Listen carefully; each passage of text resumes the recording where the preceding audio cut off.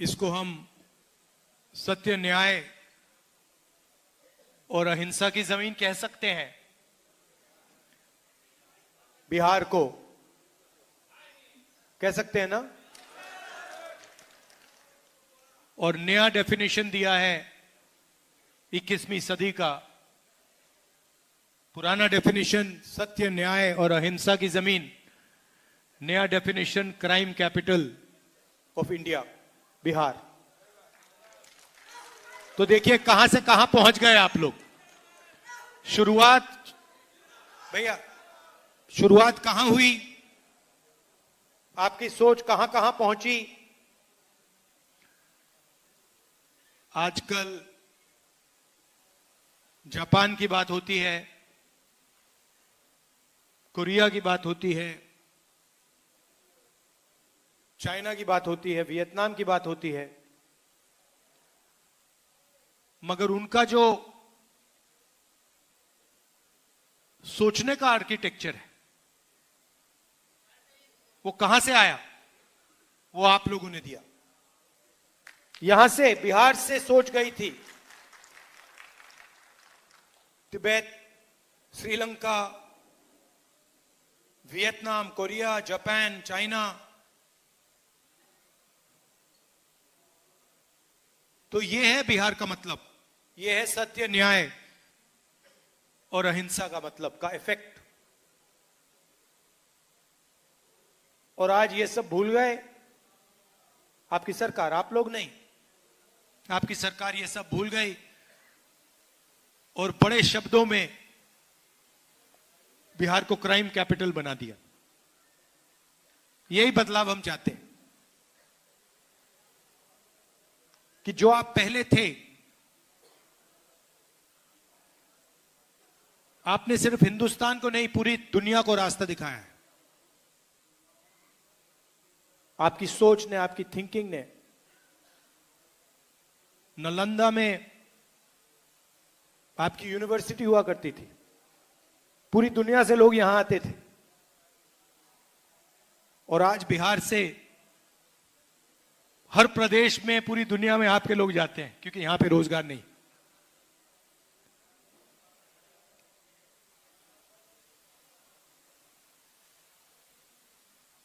मुझे भी सत्य में इंटरेस्ट है।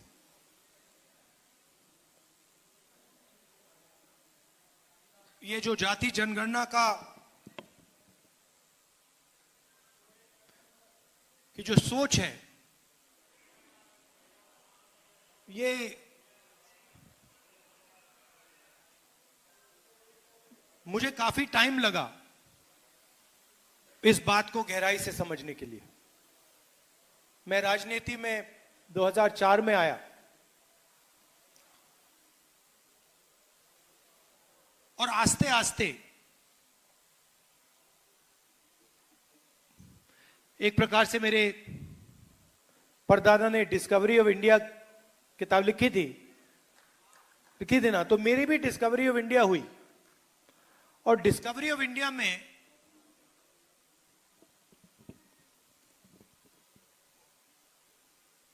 आस्ते आस्ते मुझे दिखने लगा कि जिसको हम इंडिया कहते हैं उसमें 90% लोगों की भागीदारी तो है ही नहीं, कहीं नहीं है। कोई भी सेक्टर देख लो आप, यहां पे अति पिछड़ा वर्ग की बात हो रही है, दलितों की बात हो रही है, पिछड़ों की बात हो रही है। अब 90% जो हमारी आबादी है, आप मुझे बताओ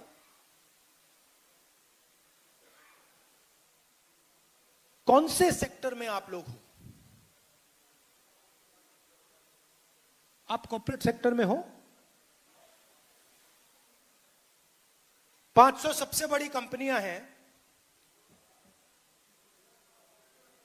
लाखों करोड़ रुपए उनका कर्जा माफ होता है। धड़ाधड़ धड़ाधड़ धड़ाधड़ इंफ्रास्ट्रक्चर के प्रोजेक्ट्स मिलते हैं। बजट में कानून बनाकर एक कानून बदल के उनको उनके बिजनेस को हजारों करोड़ मिलते हैं।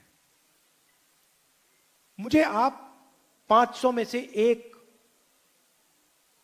एक दलित, ओबीसी, अति पिछड़ा, आदिवासी सीईओ का नाम बता दो। एक भी नहीं है।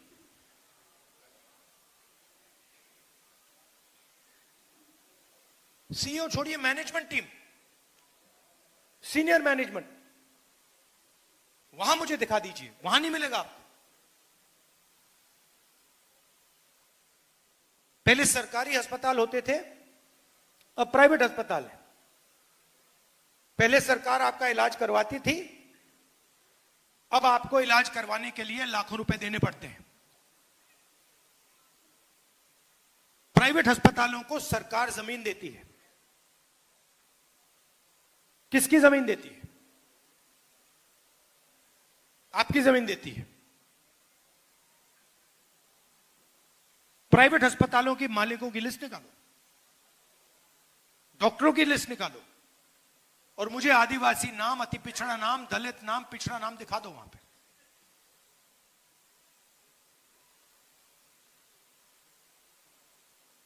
ठीक है, आप कहोगे नहीं, हमें कॉर्पोरेट सेक्टर में जगह नहीं चाहिए, हमें प्राइवेट अस्पतालों में जगह नहीं चाहिए, तो फिर मैं पूछूंगा शिक्षा के सिस्टम में बता दो।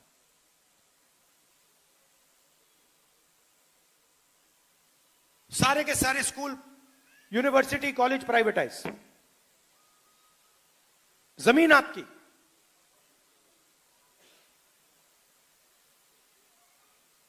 प्राइवेट कॉलेजेस के मालिक की लिस्ट निकालो, दिखाओ मुझे कहां है 90%। यही बात जुडिशरी में। ब्यूरोक्रेसी आप जानते हो, रिजर्वेशन है, मगर ब्यूरोक्रेसी में आपके जो लोग हैं वो पीछे बैठे रहते हैं बंद कमरों में। जहां पैसे डिस्ट्रीब्यूशन की बात आती है, बजट की बात आती है, पिछले साल मैंने बताया था,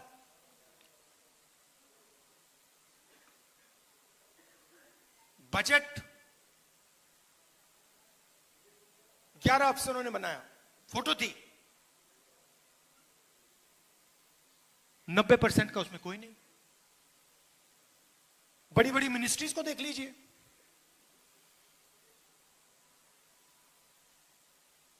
नब्बे में से 3 secretary to government of India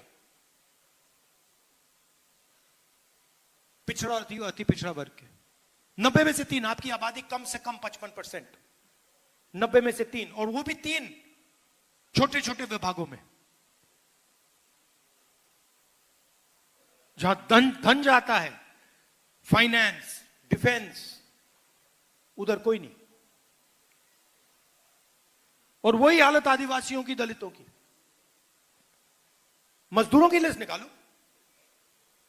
MNREGA की लिस्ट निकालो, ऊपर ड्राइवर्स की लिस्ट निकालो, वहां पे सिर्फ आपको ओबीसी, दलित, अति पिछड़ा, ये लोग मिलेंगे। अब 2 हिंदुस्तान बन रहे हैं, ठीक है। अगर 2 हिंदुस्तान में 50% आपका कंट्रोल होता और 50% किसी और का, तो ठीक है। मगर आपकी आबादी 90% है और आपका कंट्रोल 5% भी नहीं है।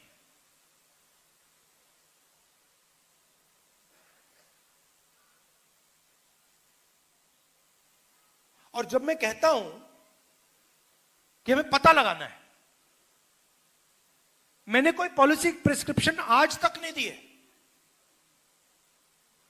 मैंने आज तक यह नहीं कहा है कि भाई जाति जनगणना के बाद हम क्या एक्शन लेंगे, मैंने आज तक नहीं बोला है। मैं सिर्फ यह बोल रहा हूं कि पता लगाना है कि इस देश में किसकी कितनी भागीदारी है, बस पता लगाना है। आपको चोट लगती है, आपको कभी चोट लगी है?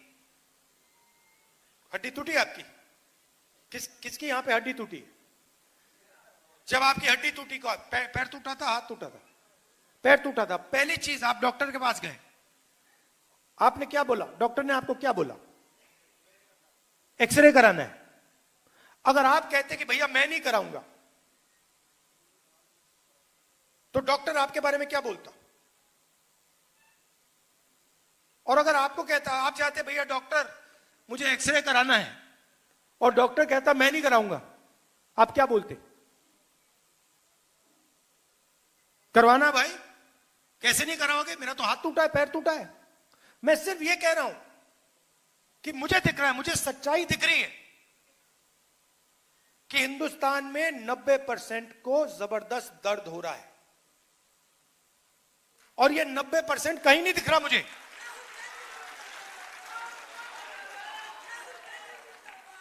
चाहे बलात्कार हो, गरीबी हो, दुख हो, दुख के आप सबसे बड़े शेयर होल्डर हो।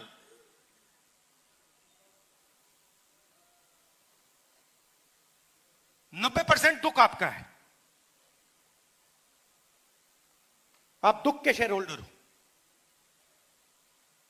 बाकी कहीं भागीदारी नहीं आपकी। तो ये तो मुझे सच्चाई दिख रही है, और जैसे मैंने आपसे कहा मैं सच्चाई देखता हूं, मुझे सच्चाई में इंटरेस्ट है। तो मेरे माइंड में आइडिया आया कि भैया देखो पता लगाते हैं ये है क्या, देश का एक्सरे करते हैं। मोदी जी हर भाषण में कहते थे मैं ओबीसी हूं, हर भाषण में।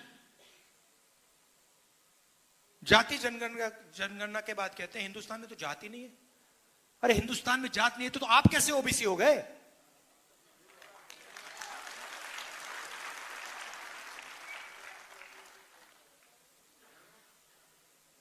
तो मेरा लक्ष्य है और आप सबका लक्ष्य है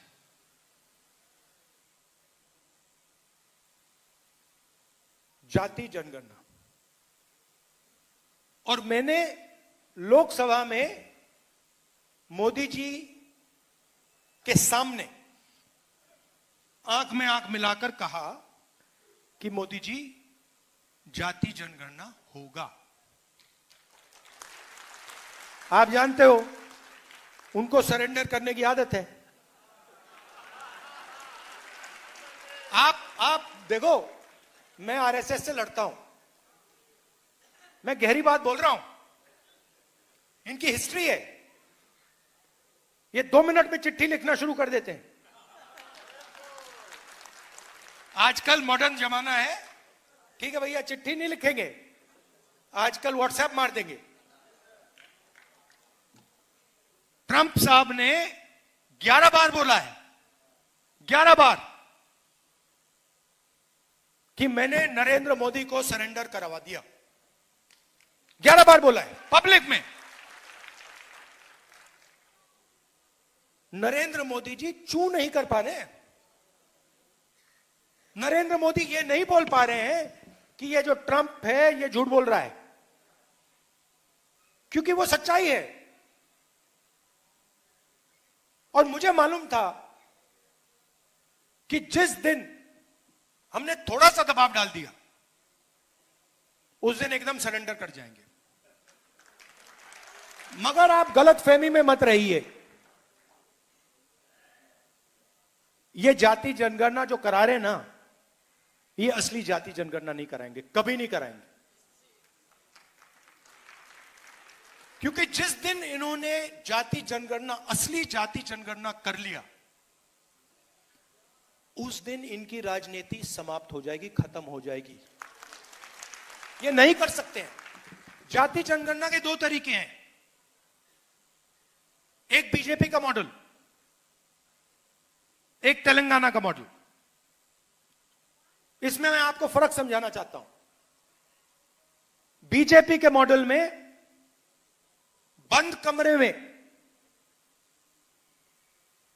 कमरे में अफसरों ने सवाल डिसाइड किए हैं। उन अफसरों में 90% का कोई नहीं था।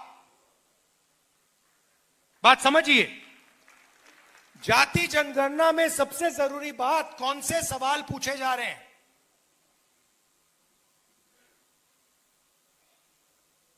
तेलंगाना में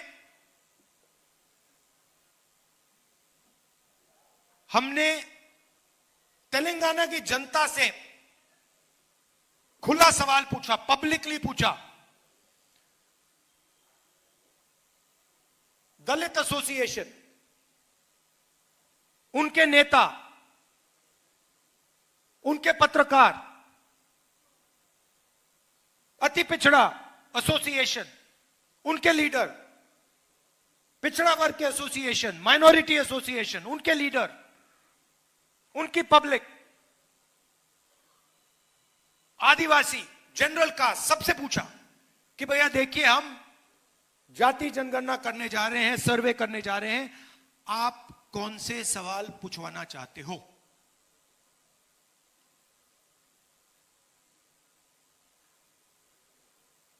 दलितों से हमने पूछा, उन्होंने कहा देखिए,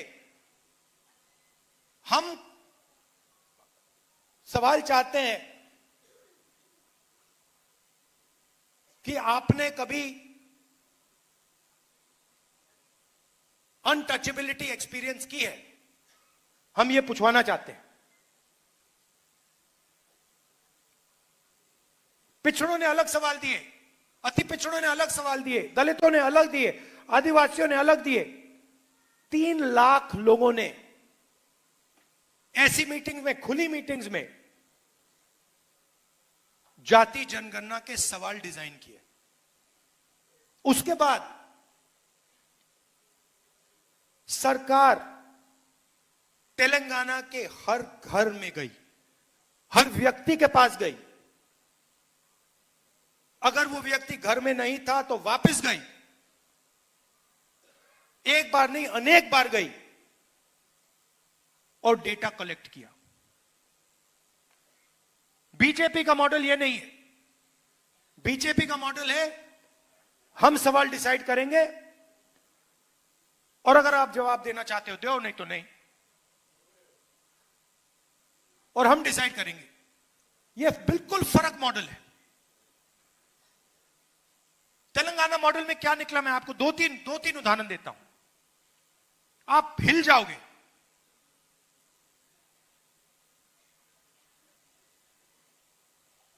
सरकारी कॉन्ट्रैक्ट्स देखे हमने।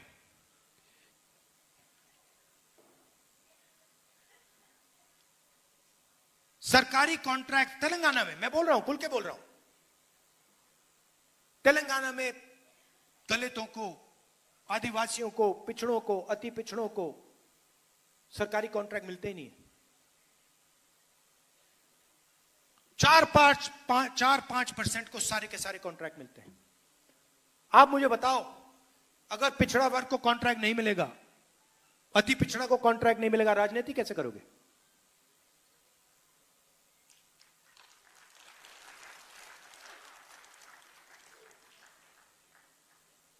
हमने उबर ड्राइवर्स की लिस्ट निकाली है जो डिलीवरी करते हैं। क्या करते हो, उबर ड्राइवर हूं। क्या करते हो, डिलीवरी करता हूं। क्या करते हो, पिज्जा डिलीवर करता हूं। उसमें सिर्फ पिछड़ा, अति पिछड़ा, दलित, आदिवासी।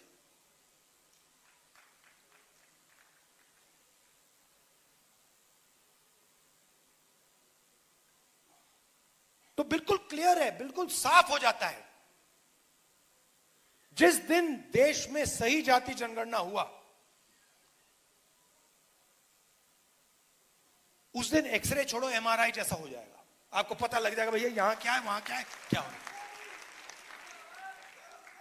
और ये मैं आपको बोल रहा हूं, या तो बीजेपी सही जाति जनगणना करेगी,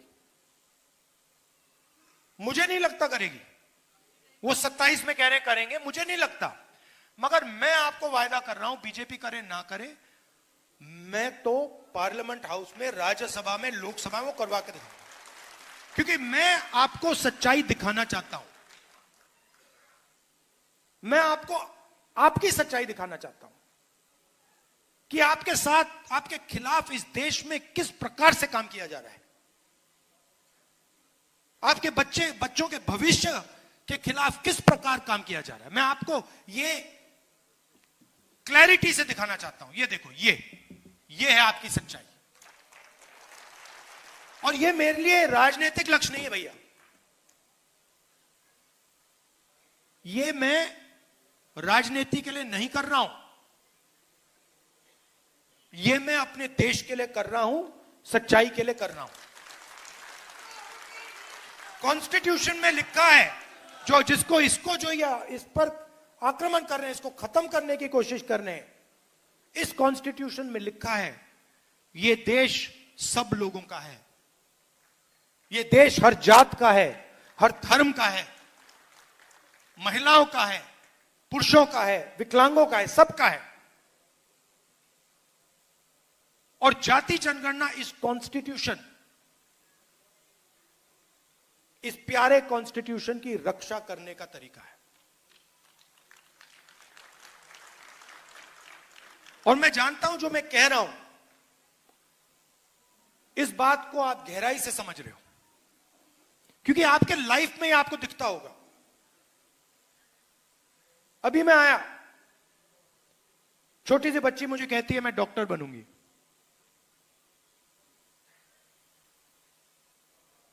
मैं जानता हूं कि यह देश उस बच्ची से झूठ बोल रहा है। मैं जानता हूं क्योंकि वो अति पिछड़े वर्ग की है, वो डॉक्टर नहीं बनेगी, क्योंकि आप लोगों के लिए रास्ते बंद हैं। और मैं वैसा देश नहीं चाहता हूं जो अपने बच्चों को झूठ बोले। डॉक्टर बनोगे, लॉयर बनोगे, कंपनी चलाओगे, आईएएस अफसर बनोगे, और फिर लिस्ट निकालो, कुछ नहीं, 90% उस लिस्ट में है ही नहीं।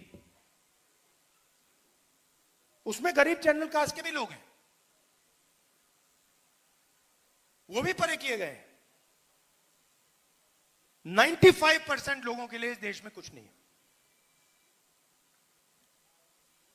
पहले पब्लिक सेक्टर हुआ करता था, सारा का सारा प्राइवेटाइज कर दिया। अदानी, अंबानी, ये नाम आप जानते हो। पोर्ट, एयरपोर्ट, डिफेंस, जो भी इनको चाहिए, जितनी भी जमीन चाहिए, धारावी लेने की कोशिश कर रहा है। आप धारावी गए कभी? धारावी कोई गया यहां पे? धारावी इनोवेशन का सेंटर है हिंदुस्तान में।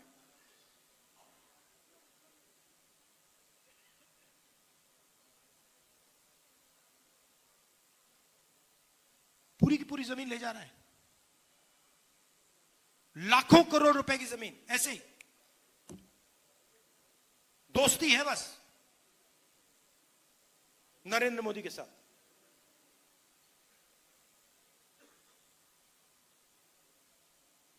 लाखों लोगों को बर्बाद कर रहा है।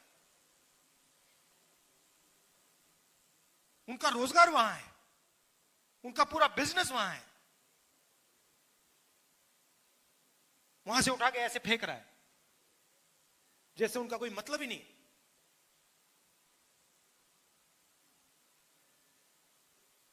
अपने आप को महाराजा सोचता है। हां,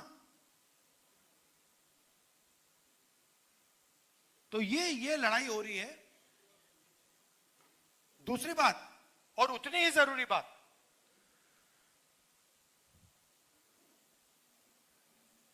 ये आइडिया कहां से आया कि हिंदुस्तान में सिर्फ 50% रिजर्वेशन हो सकता है। आपकी आबादी 90% और 50% की दीवार बना दी कि भैया 50% से ज्यादा रिजर्वेशन नहीं हो सकता। जाति जनगणना हमने तेलंगाना में की, और मैं आपको बता रहा हूं, जाति जनगणना हमने तेलंगाना में की, अगले दिन चीफ मिनिस्टर ने उसको, दीवार को तोड़ दिया।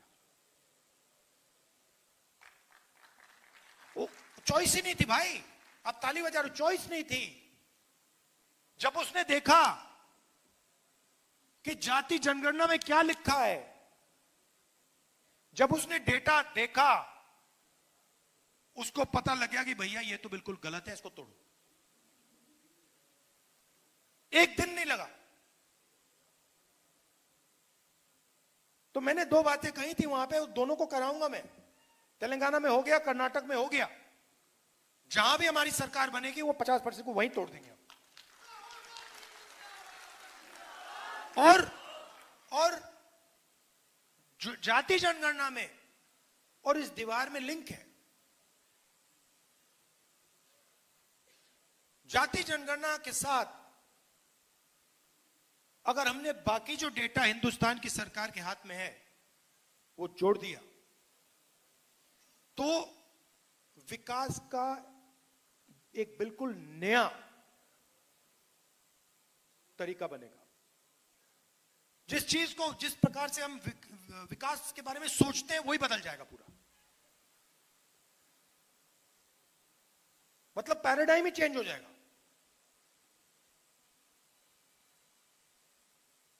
और ये बिहार से शुरुआत होगी।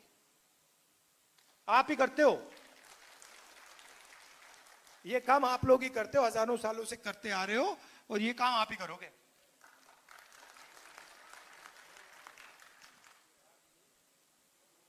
सही बात है ना? ये आपके अंदर है, डीएनए में है। आपके बिना ये नहीं बन सकता, आपकी सोच के बिना ये नहीं बन सकता हिंदुस्तान में। ये कहते हैं कि ये 1947 में किताब लिखी गई है। नहीं, ये हजारों साल पुरानी किताब है। ये इस किताब में हजारों साल पुरानी सोच है। अभी आपने बुद्ध भगवान की मुझे फोटो दी और मूर्ति दी, क्या उनकी सोच इसमें नहीं है? ये पूरी किताब उनकी सोच के बारे में है। उन्होंने 3000 साल पहले बात बोली थी। अंबेडकर जी, गांधी जी, नारायण गुरु, पेरियार, बसवना, इन सबकी सोच इस किताब में है। और इसी सोच के लिए, इसी किताब के लिए हम लड़ रहे हैं। हजारों साल से आरएसएस की सोच इस सोच को खत्म करने की कोशिश कर रही है। ये पुरानी लड़ाई है। ये मत सोचिए कि ये बीजेपी और कांग्रेस के बीच में लड़ाई है। ये हजारों साल पुरानी लड़ाई चल रही है। हजारों साल पुरानी लड़ाई है ये बस उसका मॉडर्न रूप है। और आप जानते हो कि इस देश में कौन उस लड़ाई को जीतता है। हिस्ट्री देख लीजिए आप। बुद्ध भगवान का नाम लेते हैं, नारायण गुरु का नाम लेते हैं, गांधी जी, अंबेडकर जी, ये सब इसी विचार के लोग हैं।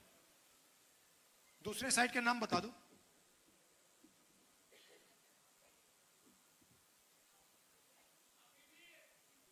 तो देखिए शांत हो गए, बिल्कुल कोई ही नहीं। देखिए, एक तरफ महात्मा गांधी है, दूसरी तरफ सावरकर है। एक तरफ महात्मा गांधी है, दूसरी तरफ गोडसे है। गांधी जी ने पूरी लाइफ, जिंदगी सत्य और अहिंसा में दे दी।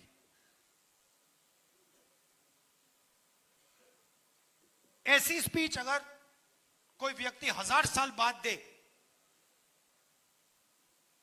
वो भी गांधी जी का नाम याद रखेगा। किसी को नहीं मालूम होगा ये सावरकर कौन था।